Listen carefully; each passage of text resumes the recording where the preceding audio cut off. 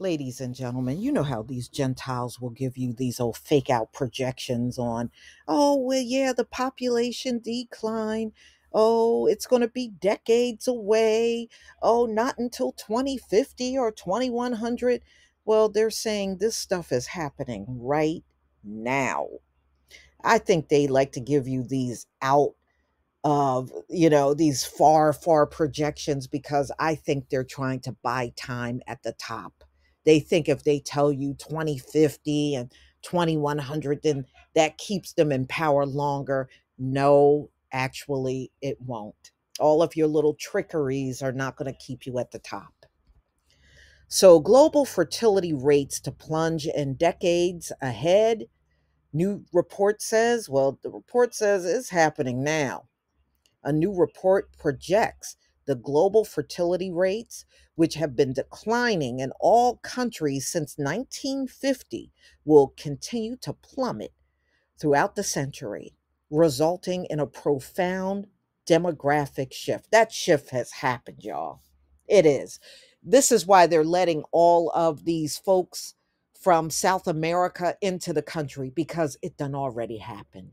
If this shift did not happen, they wouldn't be concerned about these people, but they're too overly concerned about them coming into the land. And that's because this decline has already happened. And they think this is going to compensate for what's being lost. It won't. It won't. These folks are coming with so much crime, it is going to tear apart whatever plans you had.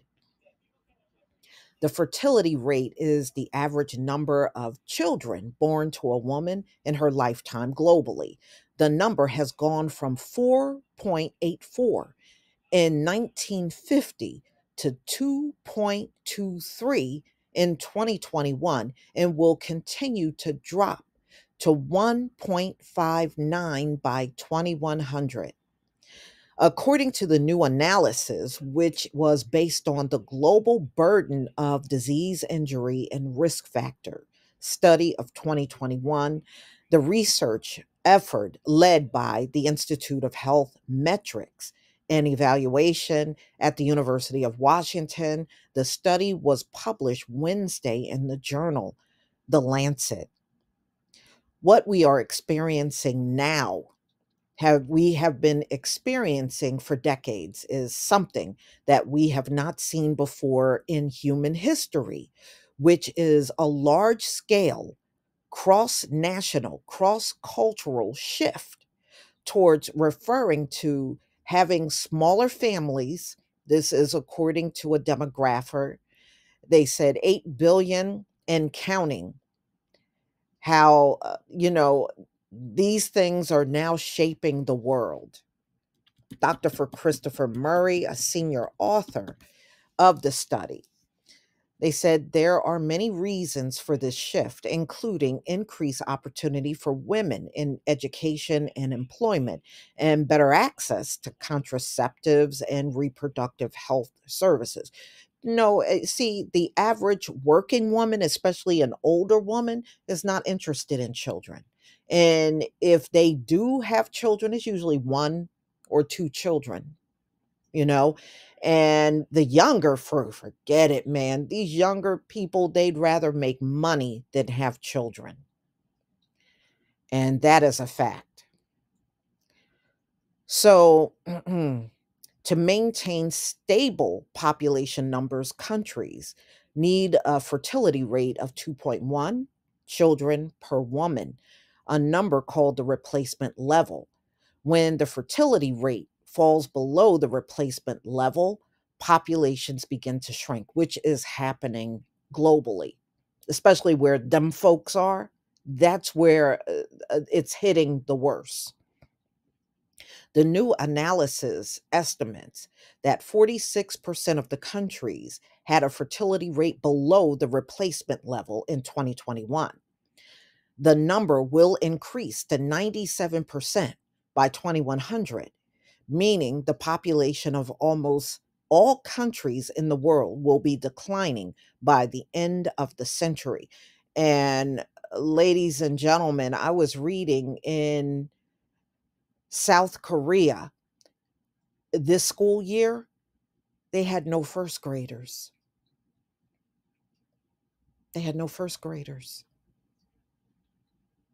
So it is very accelerated. So they were projecting by 2064 9.7 billion people in the world population, and then it would decline to 8.8 billion by 2100. Another projection by the UN World Population Prospects of 2022 predicted the population to peak at 10.4 billion by the 2080s. And you know what, y'all, their projections are not coming out. That's why you see articles like this, because any projection they're giving you, they're just taking a wild guess, but this decline is more accelerated than you can imagine. Although fertility rates are declining in all countries, the rate of decline is uneven, creating a shift in distribution of live births around the world, according to the analysis. The study predicts that the share of the world's live birth in low income regions will nearly double from 18% in 2021 to 35% in 2100. Sub Saharan Africa alone will account for one in every two children born on the planet by 2021. This shift in distribution of live birth will create a demographic divide in the world, where high income countries face the consequences of an aging population and declining workforce, while low income regions maintain a high birth rate and the strains existing resources, according to an analysis. Now, you would think it would be the other way around. The people that have a high income country and all the, because those countries have the resources, you would think they would have the best birth rates, but they don't. They don't. So, low fertility in high income countries.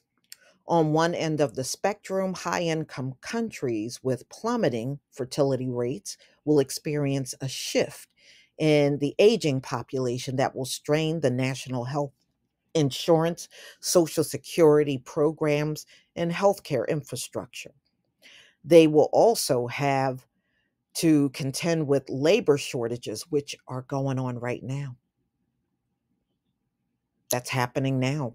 According to the study, researchers suggest the ethical and effective policies that encourage them immigration and labor innovations like advancement in artificial intelligence could help reduce some of the economic effects of this demographic shift.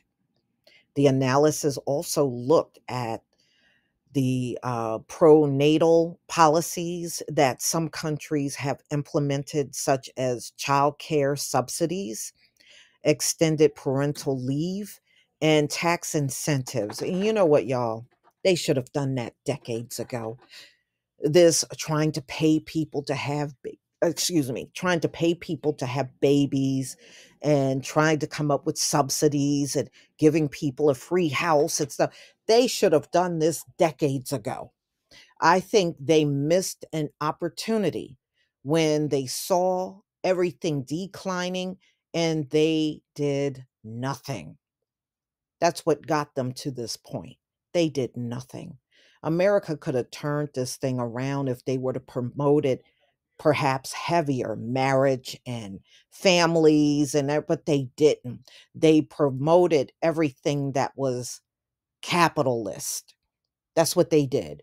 Money, oh, get out here and invest and do this and do that. Everything was about money. Oh, get a career and and go to college and get promoted and do this and that.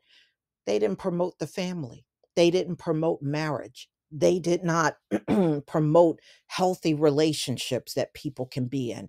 They didn't do none of them things. All they did was promote money for all these decades. I mean, just think about it. When was the last time you were driving along in your car and you even seen a billboard with a family on it? You don't even see that. You just see a lot of business and people trying to sell a business to you or get you to contact them for a service, but nothing promoting the family. And now you want to do all this incentive stuff. It's just not going to work at this point in time. You waited too long. You waited way too long. So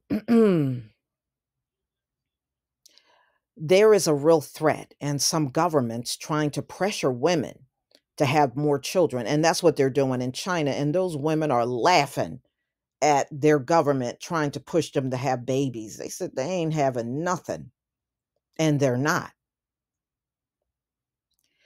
So, such as limiting reproductive rights and restricting access to contraceptives. And that's not going to work. Women are always going to find a way to have those things, whether men like it or not. They are.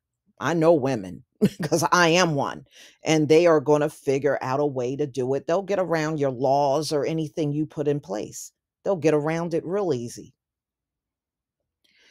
So, a shrinking population pose great economic and societal challenges, but it also has environmental benefits.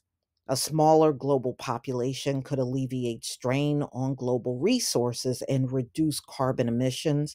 However, increasing consumption per capita due to economic development could offset these gains.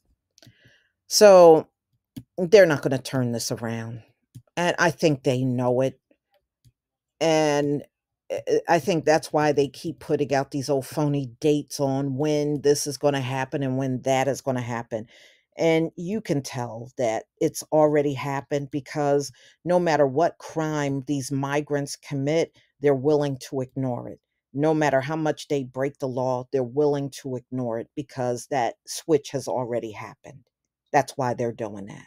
That's why they're turning a blind eye to everything they're doing. That's why when they're sitting there saying they didn't come here to work, they came here to take. You notice they're not calling them lazy and all of the things they call black folk. They're not saying a thing to these people. You know why? Because they need them here. That shift has already happened. You would have to be blind not to see it. So, y'all, tell me what you think about this story. Please leave your comment and subscribe. Don't forget to hit on the notification bell, and I'll see you on the next video. Peace, family.